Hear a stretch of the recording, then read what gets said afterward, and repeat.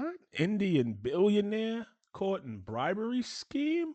It's the US State Department under the Biden administration's big charge against the Adani Group, one of India's biggest industrial conglomerates. Well, the group facing these charges, an indictment of bribery running into many millions of dollars, has released a statement on the charges made by the United States, Same old. calling them baseless and denied. The Adani Group has quoted the indictment and said they are ready to fight legally, ensuring they will follow all jurisdictions. Meanwhile, the Adani Group has importantly abandoned, a $600 million US bond deal. Last week, Adani announced a multi-billion-dollar investment in the United States as he congratulated President-elect Donald Trump on his election victory on social media. US prosecutors have indicted Adani Group chairperson, his nephew Sagar Adani, and 6 others for allegedly bribing to the tune of $265 million to Indian government officials to secure solar power contracts with state electricity distributors. So he just was sloppy. I mean, they all doing this, so I guess he just got caught, huh? That was a lot of money, 200, and then he bribed Indian officials. How much he bribed the U.S.? Companies. Here's the full story. Adani Group shares fell up to 20% as trading opened Thursday on news of Gautam Adani and 7 others being indicted in the United States on charges of a $265 million bribery scheme and fraud. Among those charged is Gautam Adani's nephew, Sagar Adani. According to authorities, Adani and the other defendants agreed to bribe Indian government officials to secure lucrative solar energy supply contracts. These contracts would have, according to authorities, yielded $2 billion of profit over 20 years, along with the development of India's largest solar power plant project. That's a hell of an investment. Hey, we're gonna spend about $250 now, but that $250 is gonna grow to $2 billion.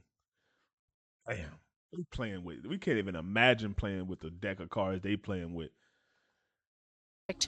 Prosecutors also said the Adanis and another executive at Adani Green Energy, former CEO Vneet S, raised more than $3 billion in loans and bonds by hiding their corruption from lenders and investors.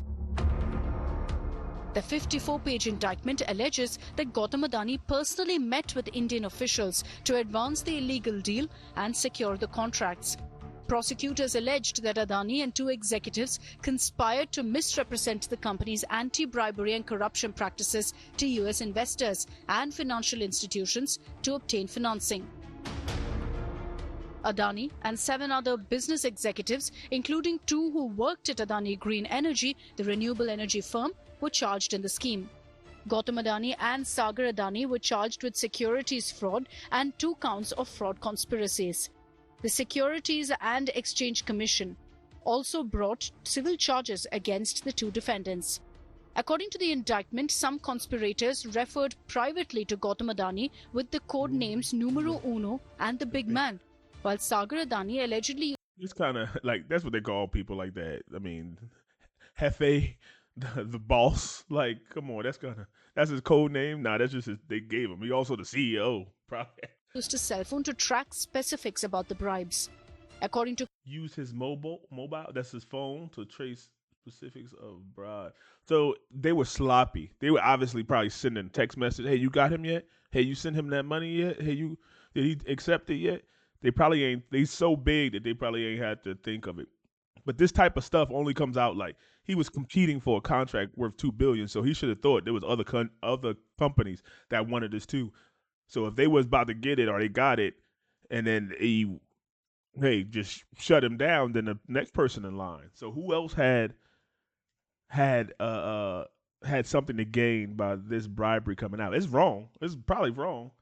I don't know. I don't know. I have mixed feelings because I feel like they all do it. It's basically lobbying, and they accepting money. So unless they were going to like not deliver the solar panels, then nobody give a fuck. Court records, arrest warrants have been issued for Gautam and Sagar Adani, unless they wasn't supposed to have foreign law enforcement agencies. Like it was supposed to go to like a small business or a veteran-owned business, and then they bribe their way in it. Yeah, then throw their ass down in a jail cell where it's dark and cold and wet. But otherwise, it's just fucking these politicians playing, right? We become desensitized to it, right? We're in so many wars and all these other things, and a politician, and they just do this, and then Biden could barely talk, but they just give us Kamala, like all these things just happen and desensitize them. It's like watching a play or a sitcom with these politicians and these billionaires. In a first statement by an Adani Group company, Adani Green Energy scrapped a $600 million bond issue. The statement said the United States Department of Justice and the United States Securities and Exchange Commission have issued a criminal indictment and brought a civil complaint respectively in the United States District Court for the Eastern District of New York against board members Gautam Adani, Sagar Adani Eastern and Vneet District S. don't play. Because of this, its subsidiaries have decided not to proceed with the proposed dollar-denominated bond offerings. The charges come 22 months after Hindenburg Research's allegations against the group shaved off $150 billion from its market cap. Meanwhile, GQG Partners, led by Rajiv Jain, which invested heavily in the Adani Group after the Hindenburg crash, saw its stock tumble 20%. It holds 3.4% in Adani Enterprise, 4.1% in Adani Ports, 2.5% in Adani Transmission, and 3.5% in Adani Green Energy. Bureau Report, Business Today TV.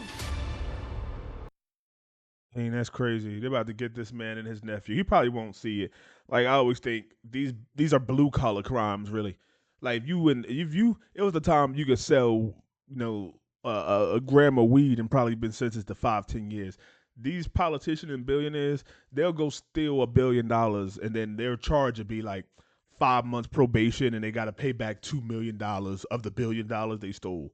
Like, it's almost like the crime is still worth it. They're like, does the punishment fit the crime? They're like, well, I stole $500 million.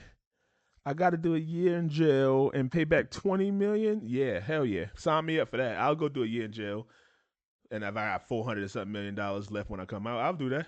Who wouldn't do that right now? Who wouldn't do a year in jail, come out with, let's just say $200 million waiting for you? You stole $300 million. They made you pay back $100 million. You still got $200 million. That's the way these blue collar crimes are working out. It's crazy.